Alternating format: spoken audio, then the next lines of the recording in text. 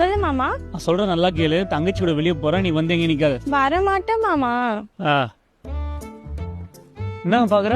இன்னொரு அதிசயம், வள்ளிய காணோம். ஏறு, வண்டியில விட்டுறேன். அது சரி. மாமா மாமா, உன்னை வர வேணாம்னு சொன்ன, எதுக்கு வந்த? சொல்றது கொஞ்சம் கேளு மாமா. மூடி. அமைதியா இருந்தோம். முருகன் சாப்பாடு வச்சுட்டு போயிட்டாமா, இதை கொண்டு போய் கொடுத்துறியா? நான் கொடுத்துறேன் அக்கா. இது கொடுக்கதான் வந்தேன்.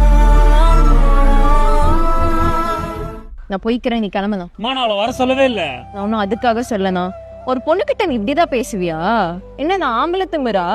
என்ன இருந்தாலும் ஒரு பொண்ணுகிட்ட நீ மரியாதை தந்து பேசணும். மன்னிச்சிருமா. நீ இவ்ளோ கத்தி ஒருத்தி அமைதியா போனால அவட்ட போய் சொல்லு போ. பள்ளி எங்கடி இருக்க? பார்க்ல இருக்கேன். பார்க்கல? நானும் பார்க்கல தான் இருக்கேன். எங்க இருக்க? இங்க இருக்கேன் மாமா. அங்க என்ன பண்ற? உள்ள வர வேண்டியதானே?